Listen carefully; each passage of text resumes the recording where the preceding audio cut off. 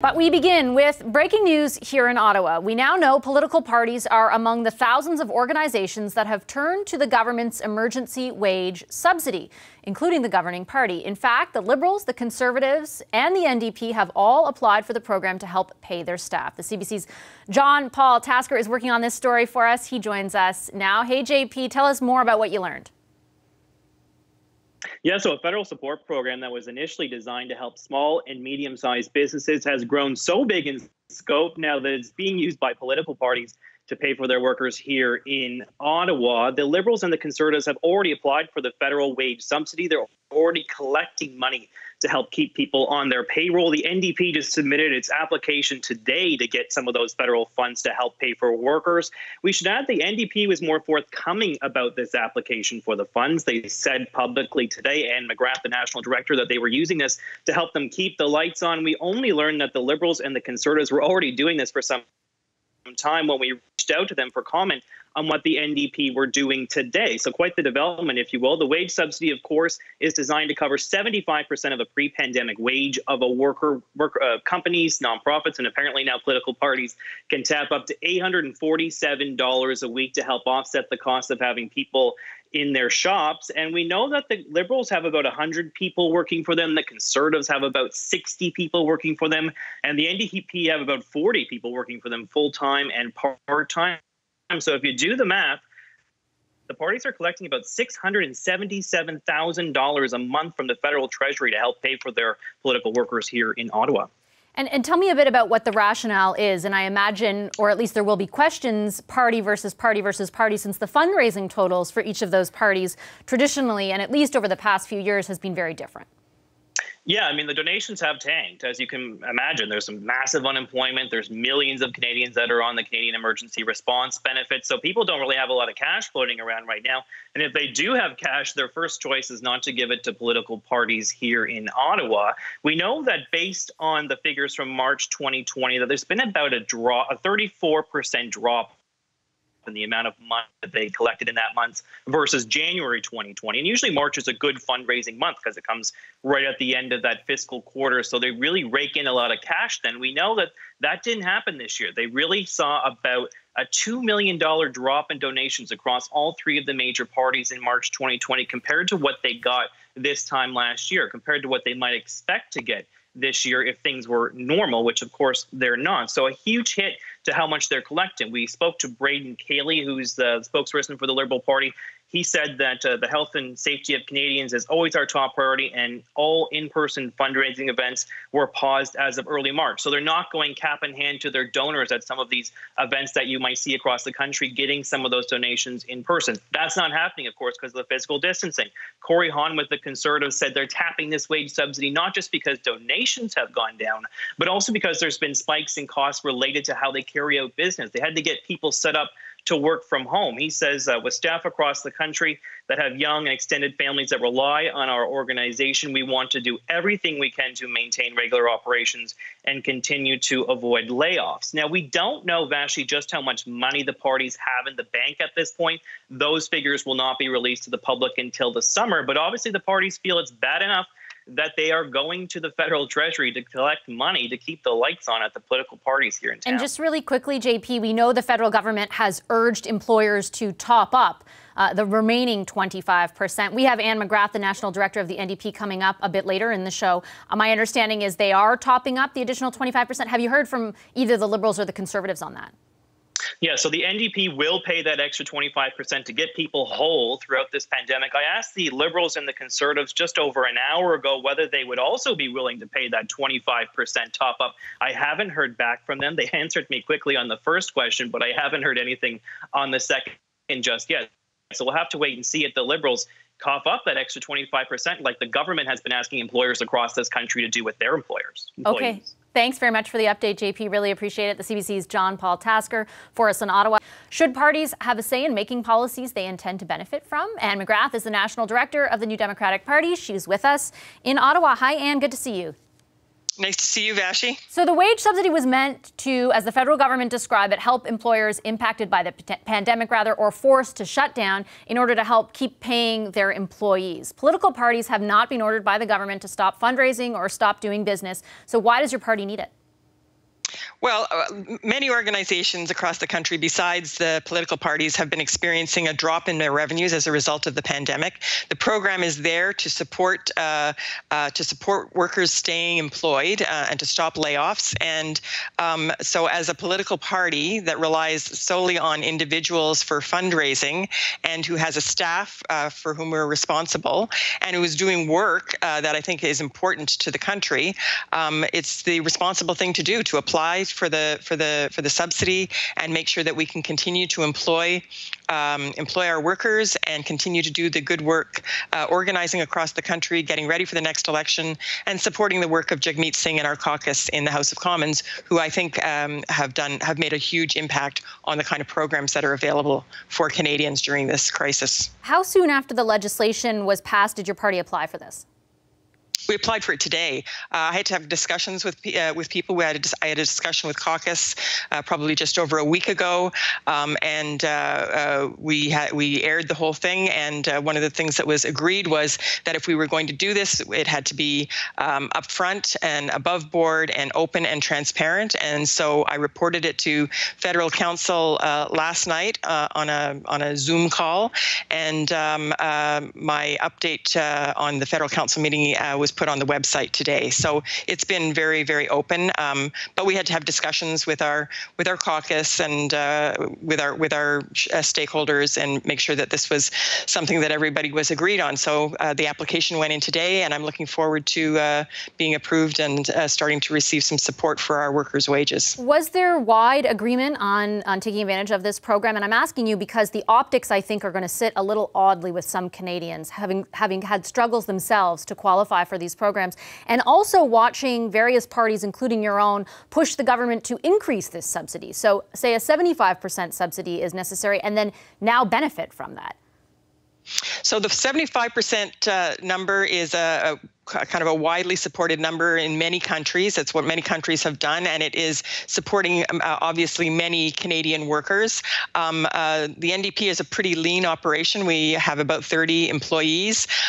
They are women, single parents, new Canadians, and they are relying on those wages to support themselves and their families, and I don't think that they should suffer as a result of this pandemic. In addition, we stay in contact with many of our supporters throughout this period of time, and I think it's very important to do that. Our supporters are very happy with the work that Jagmeet and the caucus are doing, and they feel very strongly that if we hadn't been there fighting for everyone to be included in the programs that are available, that those programs would have excluded very, very many people. So the work is very important. Yeah, I take your point, Anne. Sorry to interrupt, but I've done so many interviews with Mr. Singh over the past 2 months in which he championed this particular cause. And I understand the merits of that argument, but at no time did I think his own party would be benefiting from it. So if we were laying off these workers, they would then be applying for CERB, which is also a program that has been advocated for by many political parties. You know, or but they're not funneling that application through your party.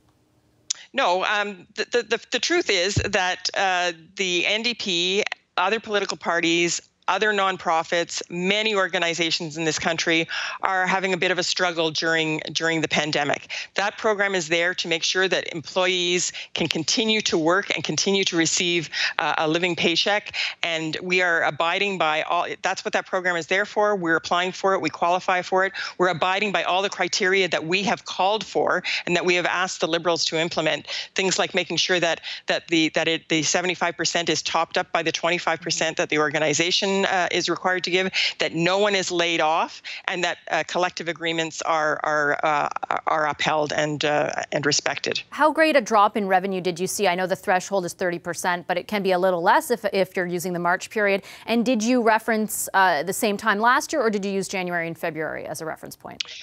So we did see a fairly immediate drop in the month of March, although March was still not as bad. April was a significant drop. It was a few $100,000 less than, for instance, the April of the year before. We don't know what the numbers are going to be like yet for May, but we expect very similar to April. And of course, the kind of key word of this whole pandemic is uncertainty. We don't know when things are going to change. One of the things we had to do immediately when the lockdown was announced was we had to cancel all in-person fundraising events. That was quite a hit, and we have none planned, of course, because it's not possible to have in-person fundraising events. That was a significant decrease in the amount of revenues that we would normally get. I'm happy to say, though, that our monthly donors have held very strong. Some of them have had to cancel because of the financial crisis, but they're very regretful about that, and they're very happy with the work that we're doing, and they're anxious to return to being monthly contributors as soon as the economic situation changes. And I was going to ask how long you plan on utilizing the wage subsidy. It'll now be available until the end of summer. And the reason I ask is because a lot of Canadians, particularly those who run businesses, A, haven't been able to qualify to some degree for these programs, but B, are basically forced to change their business model in order to survive throughout this pandemic and thereafter, at least financially speaking. The current donation model, as you lay out, isn't going to work because you can't do in-person fundraising. But why should taxpayers be on the hook if you can't amend your model to make it work? We have been changing our model. As a matter of fact, we've altered we've changed the way we've been doing both online and phone fundraising, and it is going very well. Obviously, you have to adapt during a period like this. In our organizing and communications have adapted quite a bit too. We've had, for instance, regional calls across the country with Jagmeet talking directly to supporters.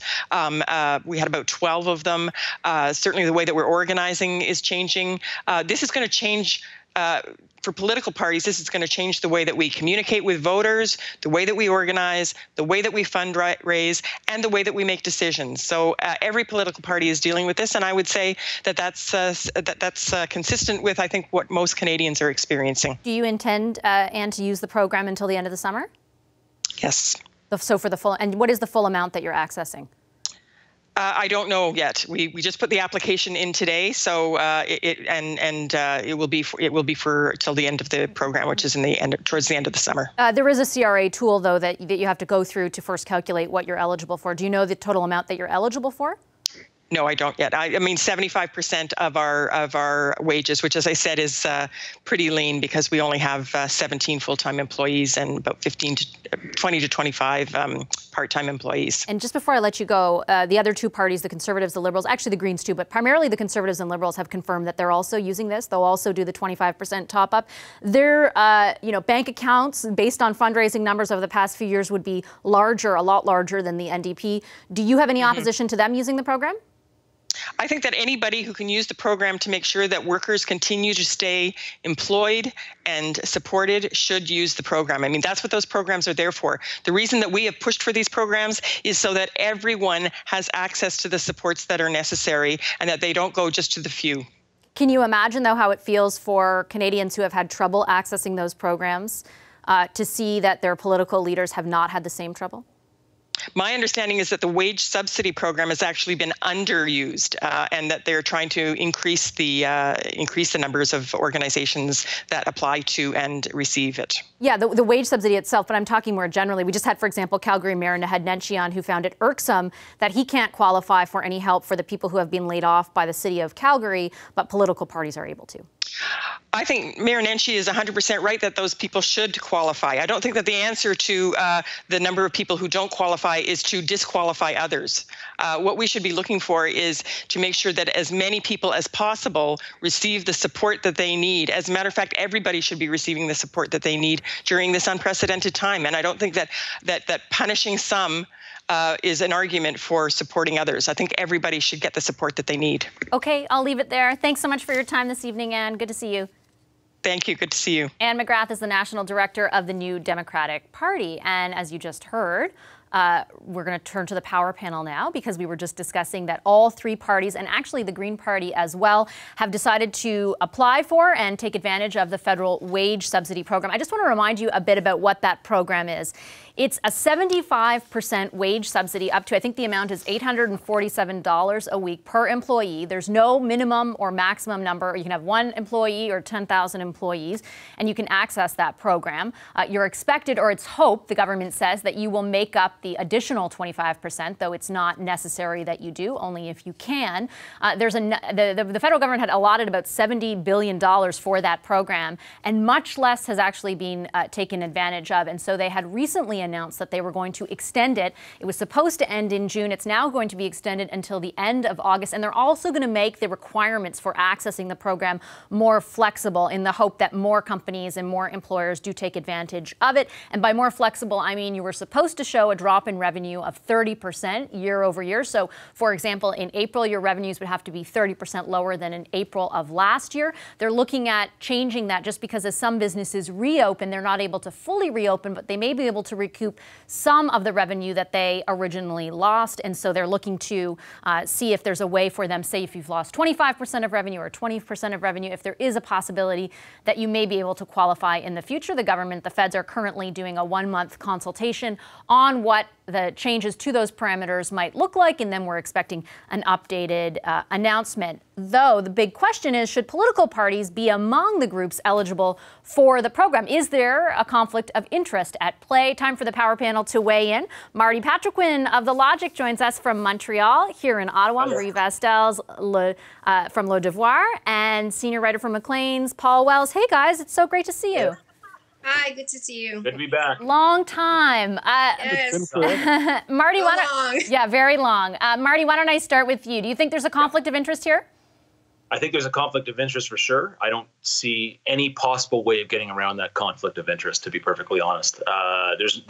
There frankly is no mechanism unless you set up some sort of third party to sort of manage what happens with political parties, which doesn't really make much sense. So all this to say is, yes, I don't think there's much they can do about it. The one that I find a little bit more irksome, to use Mr. Nenji's term, is the Conservative Party. They're coming in and taking this. They've done nothing but criticize the Trudeau government's reaction to in the face of this pandemic, going after CERB, saying CERB was a disincentive to get back to work. Now, I understand the wage subsidy isn't the same as CERB, but all is to say is that they were against this sort of kind of government intervention because it's going to somehow, put tranquilizers in Canada's economy. To understand how they can turn around and apply for this very thing allows you almost have to turn yourself into pretzels. I think, yeah, Marie, I mean, the question I have is, we've heard lately, for example, the Conservatives talk about how big a bill this is going to be at the end. Not to say they've been particularly critical of the measures themselves. They're acknowledging that Canadians need help, but they keep saying, well, they're going to have to raise your taxes. They're just hiding it from you. They're going to raise your taxes. Well, part of the reason they may have to raise our taxes is because the Conservative Party, among other parties, but the Conservative Party is accessing part of this help. Like, some of that money is now going to them. Yeah, and to follow up on Marty's point, it's also interesting because the Conservative Party is the one who cuts public financing of political parties, right? You used to give a certain amount of money per vote to a party, and that has been cut back by the Conservatives. So the Bloc Québécois is actually making that point. And judging on the reaction that we're seeing on Twitter, I know it's not a scientific poll, but it really doesn't seem like people are really appreciative of the fact that these parties are going to take the wage subsidy. People are being really cynical.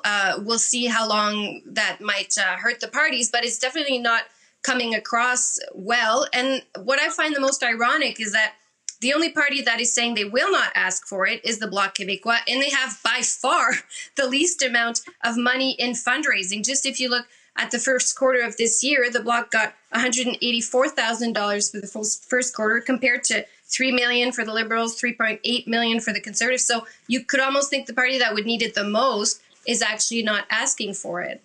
Yeah, it's interesting, Paul. I hadn't even tweeted about it or anything, and I got a message from two people who had been in contact with me over the past few weeks, frustrated about their own inability, their business' inability to access any federal help. And there's a wide variety of reasons for it, but reading and they specifically identified the Liberals and the Conservatives were accessing this program did not sit well with them at all. Yeah, I mean, I think people are right to single out the Conservatives, but the Conservatives are hardly alone. This question has been litigated over several elections, over a decade. Stephen Harper tried to pull a fast one and do this immediately after the 2008 election. He got in a lot of trouble. But then he ran on this in 2011 and won a majority. There have been two federal elections since then, and no federal party has campaigned on a promise to reinstate direct taxpayer subsidies to political parties. So theoretically, they're against it. and not just the Conservatives, but all of them. And for them to simply send in their application forms, I suppose it's to their credit that as far as we can tell, none of them are lying about having done it. That they're fairly. But we had to ask them to find out. We had to ask. That's exactly it. Yeah. Well, we had to ask the Liberals and the Conservatives. Yeah. There is a hypothetical one level of even more shameful behavior that would have been possible. I'm feeling generous, so I want to underline that. But this is the world we all live in. I remember in the prehistory of the days when we used to all meet one another face to face, I used to be angry about federal subsidies to private news organizations, and I used to say it makes people in my line of work look really bad that we're on the take. And when I would say that to Liberals, they would give me a sad, indulgent little face, and they would say, "It's like everyone, the potato farmers take the money and the chicken farmers take the money. What's your hang up?" And now it turns out that every political party, except the Bloc, because it's a weird world out there, is on the take too. And the idea that this is not something everyone should automatically line up for now seems quaint. I wonder if we should discern it all, and Marty, I'll get your take on that first, about the financial, should we take into account that the financial state of each party was different? So the NDP has had a fundraising problem for a while. The Conservatives and the Liberals have not. We don't know how much. I asked Eric Grenier, and he didn't. The totals won't be in for a little while, how much money they actually have in the bank. But I think it's safe to assume the Conservatives and Liberals have more than the NDP. For sure. And to Marie's point, look, the per vote subsidy thing, when that was eliminated, basically, cut the legs out of the Bloc Québécois in 2011. And so the fact that they aren't taking it is added to that. What I would say to that, though, is that, yes, the Liberals have, I'm sure the Liberals' fundraising has gone down, the Conservatives' fundraising has gone down. The other thing you got to remember, and I think it's to Ms. McGrath's point, is that workers are workers are workers. People that work for political parties are human beings as well, and they have to provide for their families and all that kind of thing, just as anybody else does. And that the idea that the sort of institutional largesse and the institutional wealth of a Conservative party or a Liberal party necessarily trickles down to the individual employees is folly, frankly. Marie, what do you think about that? Yeah, but that's precisely the argument of the Bloc Québécois and of some people, and I'm sure of the businesses you talk to, Vashi, that are saying, well, we can't get this help. Why are they getting this help? The argument being some of these parties, granted not all of them, but some of these parties have a lot of money in the bank, and they could use that to pay their employers instead of, essentially the argument being is that they're saving it to keep an election fund to be ready for whenever an election is called, whether it be in the following year or in 2 years. And they're keeping that money in their coffers for an election and using the wage subsidy to pay their employees when they could just use the money that they have in the bank. Some of them presumably have a lot of money to pay their employees. I guess people just don't see the need for these big parties to use this government program and, as has been said earlier on the panel, and then criticize the government for spending so much money on these programs. Yeah, I have to take a commercial break, but we will return in just a moment with the Power Panel. Stay with us. We're back after this. Hi, I'm Vashi Capellos, host of Power in Politics. See more of our show by subscribing to the CBC News channel or click the link for another video.